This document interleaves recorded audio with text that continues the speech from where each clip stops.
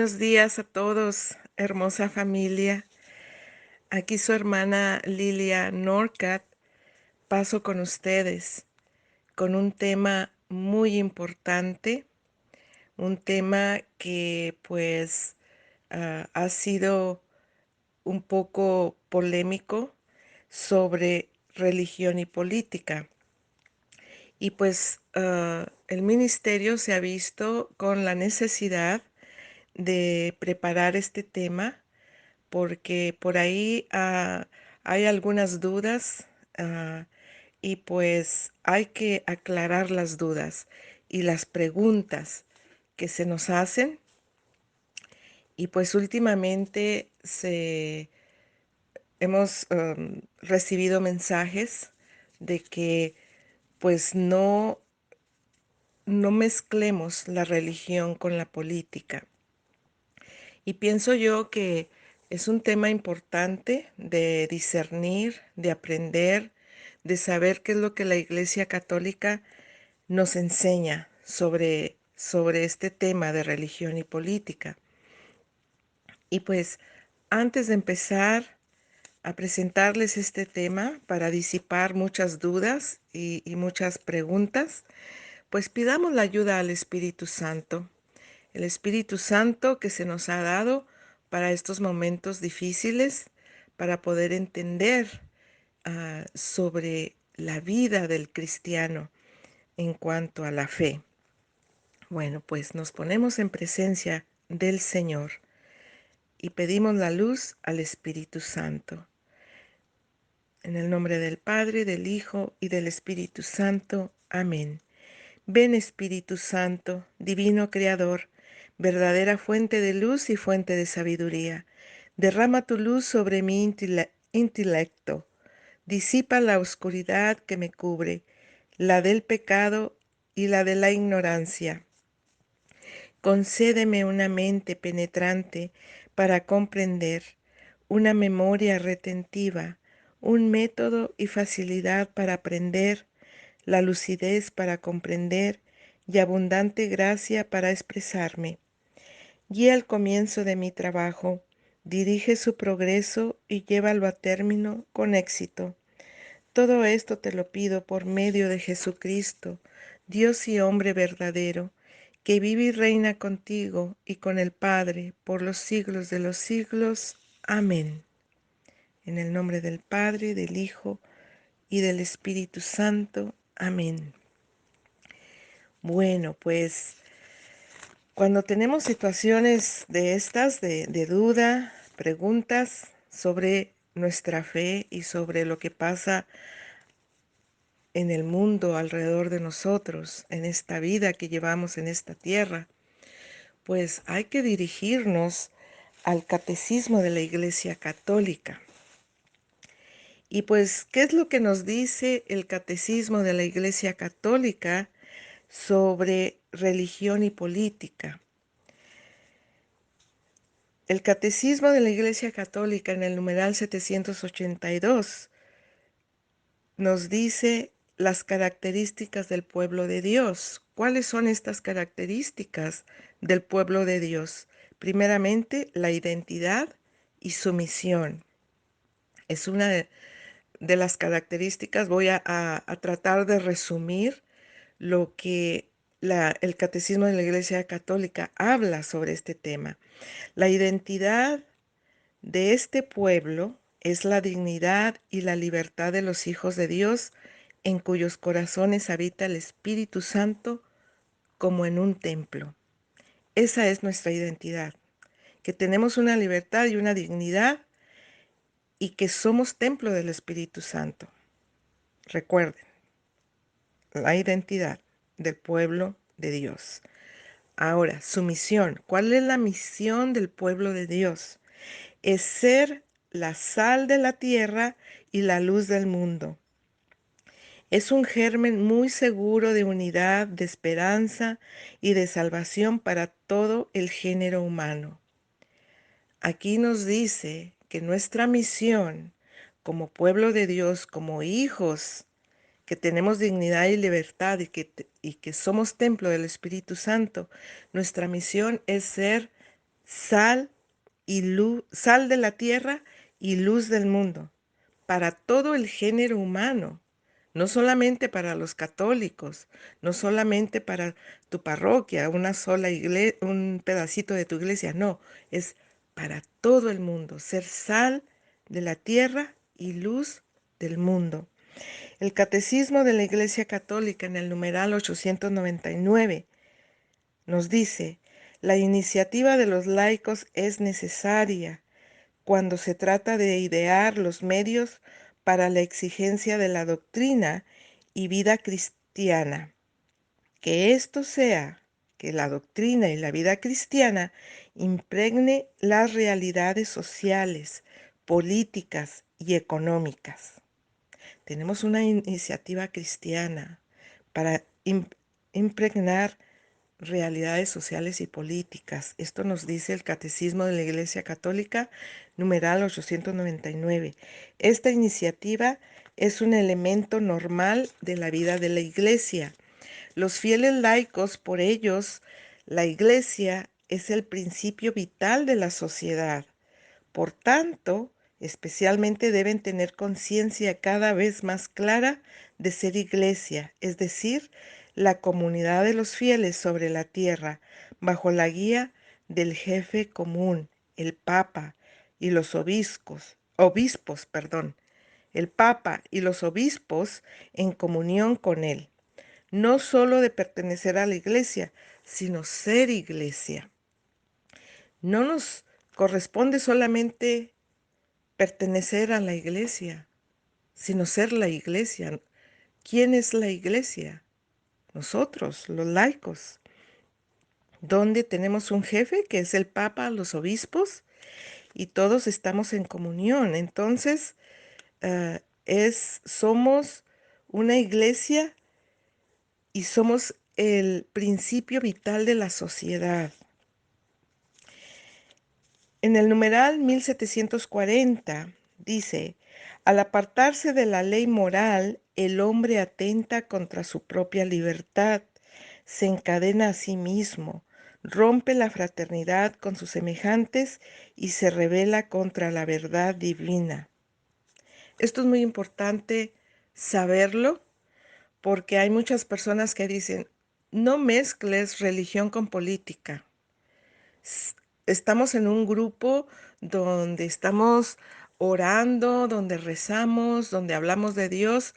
No pongas política, no mezcles eso. Eso es muy común en los grupos del WhatsApp, que la gente no quiere escuchar política porque dices, ya lo estás mezclando con religión.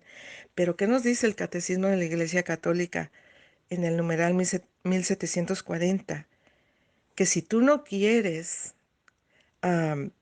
tener ese deber o esa obligación de la ley moral, aquí nos dice: al apartarse de la ley moral, el hombre atenta contra su propia libertad, se encadena a sí mismo, rompe la fraternidad con sus semejantes y se rebela contra la verdad divina.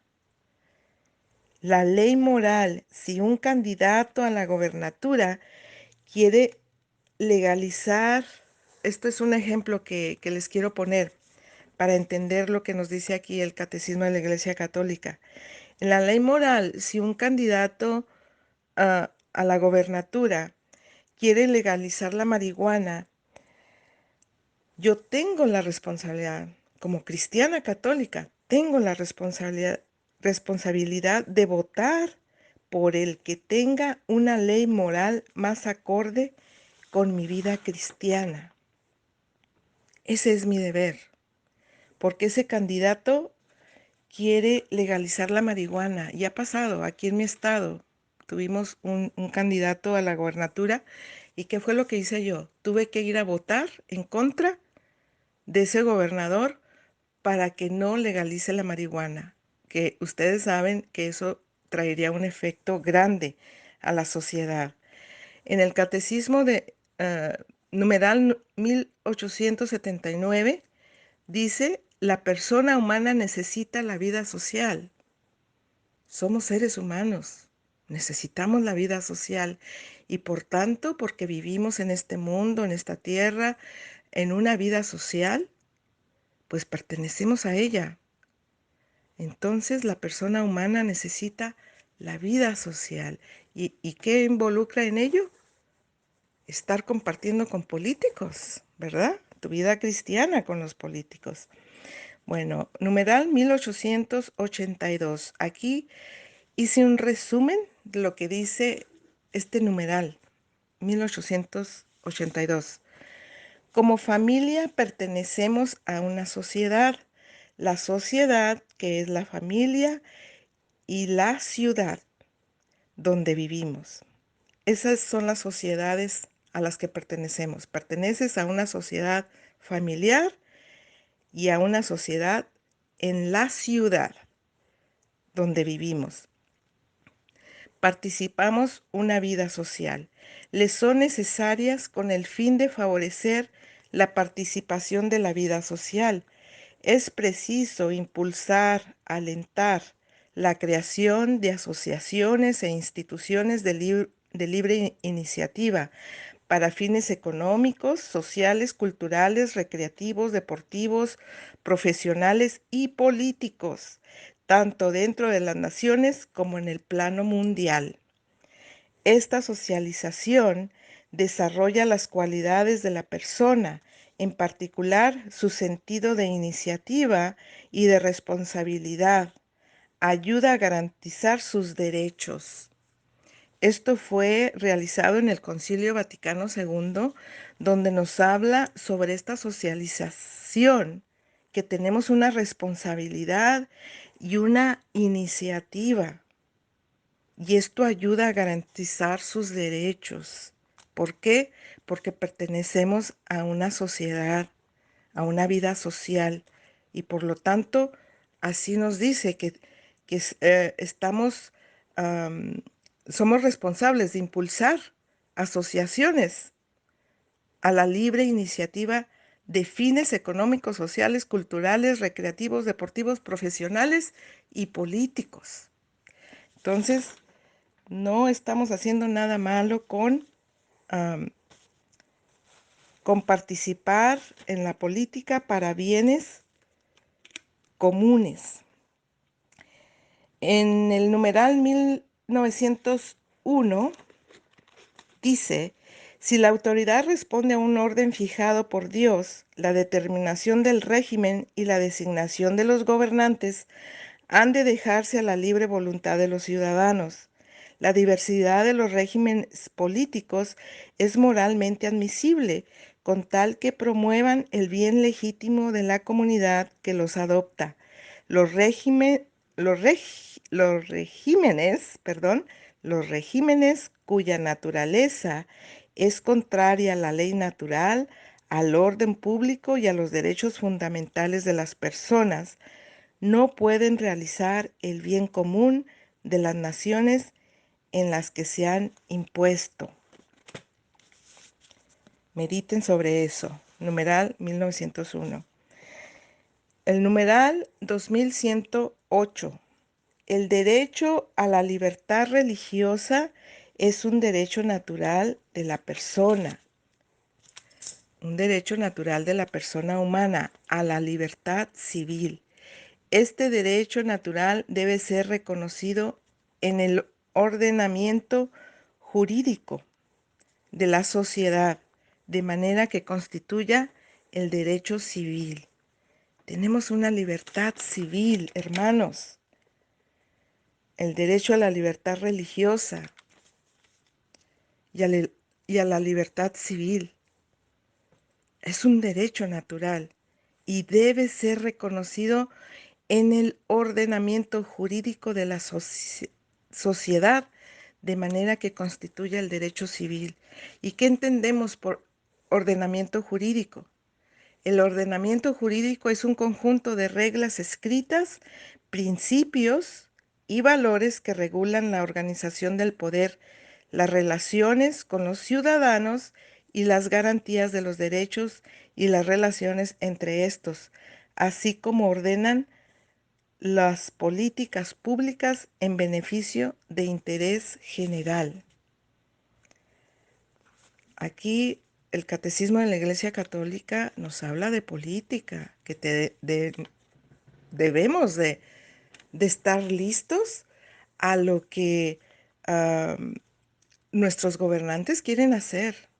Imagínense, el partido político de aquí de Estados Unidos atenta contra el derecho a la libertad religiosa. Entonces tenemos que votar por el contrario, porque si votamos por este que está en contra de la libertad religiosa, perdón, en contra de la libertad religiosa, que es el Partido Demócrata, es el que está en contra de la libertad religiosa. No, no lo dicen abiertamente, pero tiene uno que investigar. Y entonces tenemos que votar por el contrario, para que no se nos afecte nuestros derechos como cristianos. El numeral 2237. ¿Qué nos dice este numeral 2237?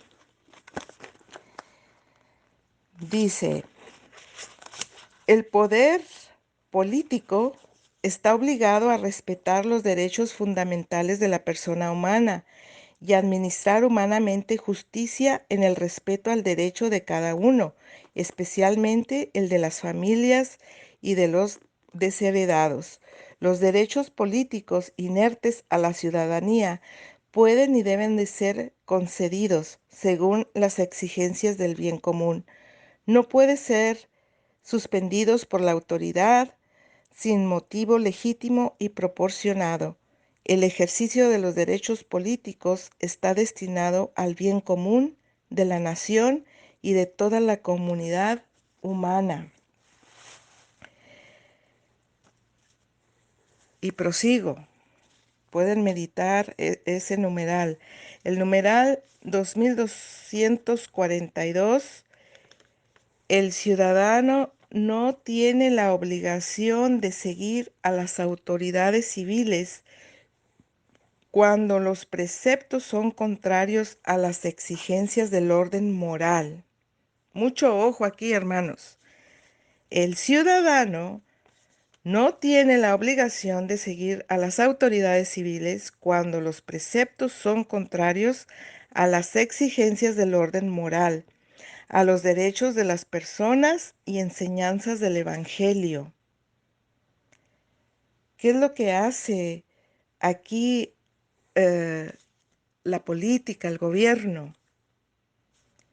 Muchas de las cosas van en contra de las enseñanzas del Evangelio de Cristo y tenemos que ser firmes y fuertes, como dice San Pablo en los Hechos de los Apóstoles, capítulo 11, el versículo 23, parece ser que debemos tener una fe firme y fiel.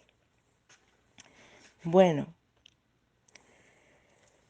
si ustedes han escuchado que dicen las personas, no, no hables de política cuando estamos en grupos de oración o estamos en la iglesia o mi religión, no la mezcles con política. ¿Qué dicen? ¿Cuál es la frase que repiten de la lectura de la Biblia?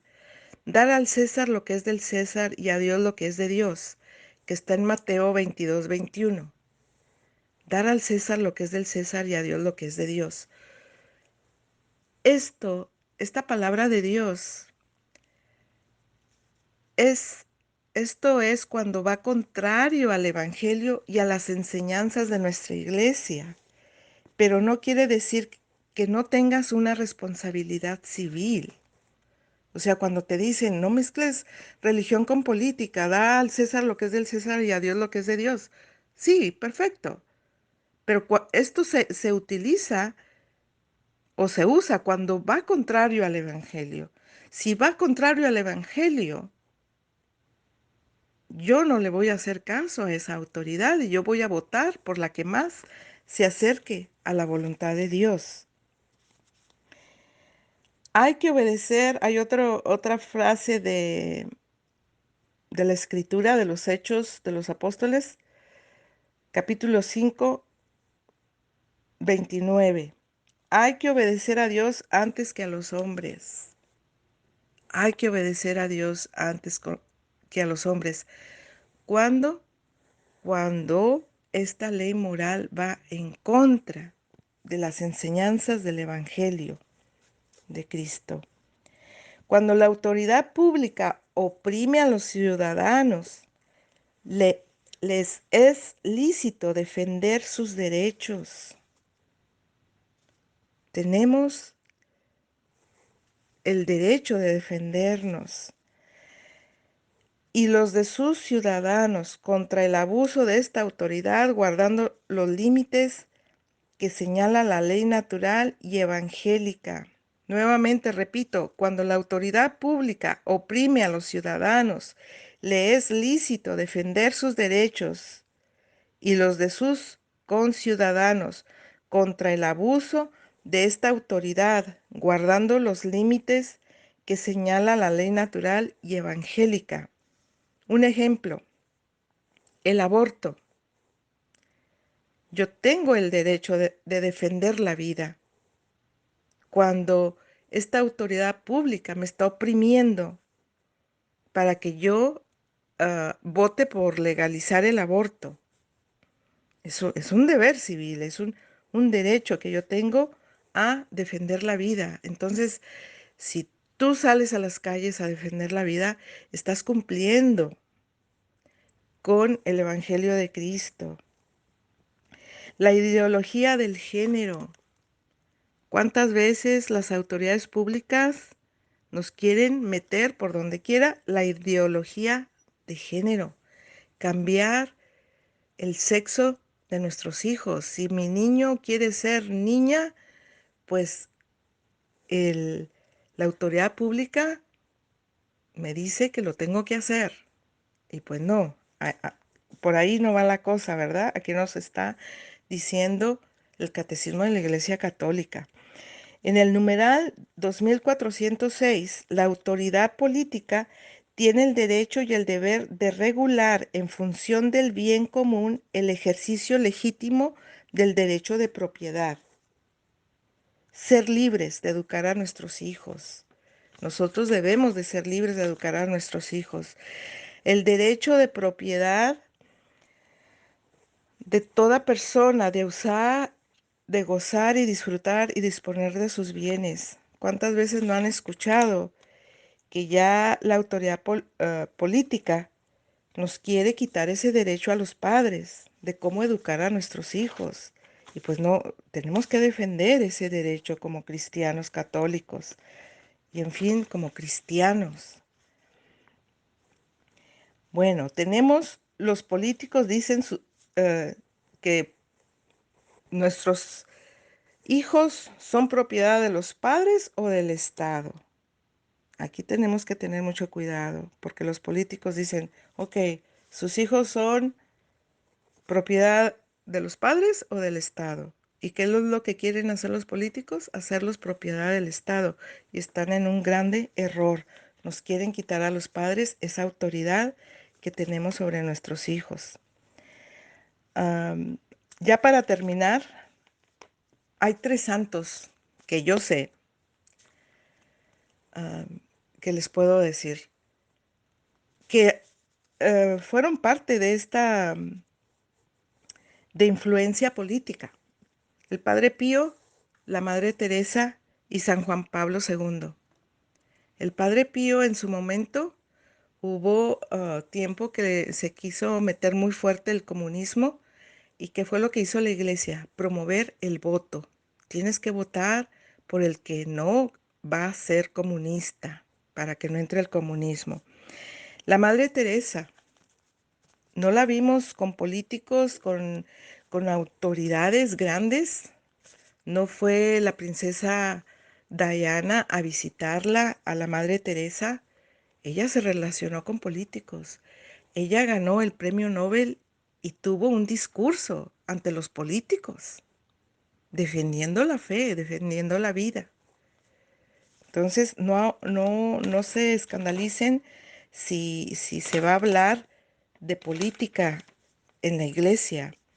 San Juan Pablo II tuvo una influencia política enorme en el mundo que le tocó vivir a él y tuvo 4 hechos notables, San Juan Pablo II, en su pontificado. El primer hecho notable fue la influencia de Polonia en la caída del comunismo. 2, su enorme influencia en América Latina. 3, los discursos ante la ONU. Y 4, la lucha contra la guerra en Irak. ¿Qué hizo en el primer hecho notable? La influencia de Polonia en la caída del comunismo. Impulsó un sindicato en contra del comunismo en Polonia. 2, su enorme influencia en América Latina.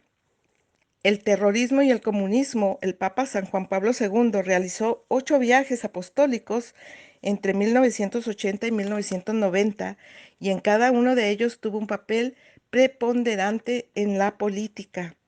El restablecimiento de las relaciones diplomáticas con México y Cuba hizo que se rehabilitara una cierta libertad religiosa en ambos países. 3, los discursos ante la ONU de 1979 y 1995. El Papa San Juan Pablo II tuvo discursos ante los poderosos del mundo y denunció la falta de libertad religiosa y los ataques a la dignidad humana, especialmente al aborto y otros ataques contra la vida. 4, la lucha contra la guerra en Irak. El 13 de enero del 2003, San Juan Pablo II, en un discurso a los diplomáticos, exclamó: "No a la guerra. Esta nunca es una fatalidad, es una derrota a la humanidad". Y aquí va el punto clave, hermanos. El punto clave, defiendan su fe. Aquí nos dice la siguiente reflexión: la Iglesia no participa en política en el sentido de que no participa en la lucha política de los países, ni favorece un régimen político por sobre otro, pero sí es un deber orientar, enseñar y corregir las acciones políticas que pueden afectar la salvación de los fieles.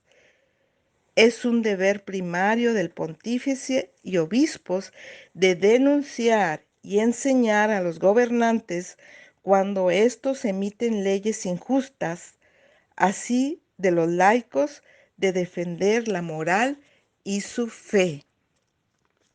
Entonces, que esto quede bien claro. La Iglesia no participa en la política en cuanto al sentido partidario de lucha política, ni favorece regímenes políticos, sino todo lo contrario. La Iglesia participa en la política como para orientar, y es un deber, enseñar y corregir las acciones políticas que puedan afectar la salvación de los fieles.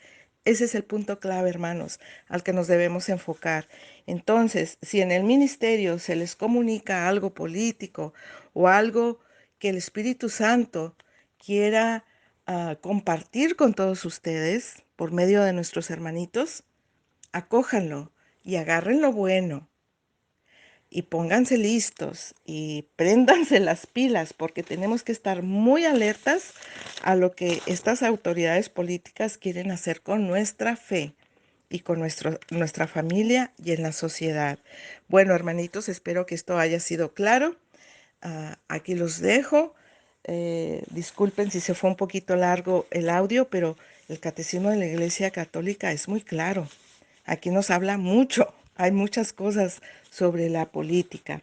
Bueno, pues démosle gracias a Dios por esta enseñanza. Te pedimos, Señor, que nos sigas iluminando con tu Espíritu Santo, nos des la fortaleza, la valentía y el coraje para poder defender la fe, la confianza en ti y el amor.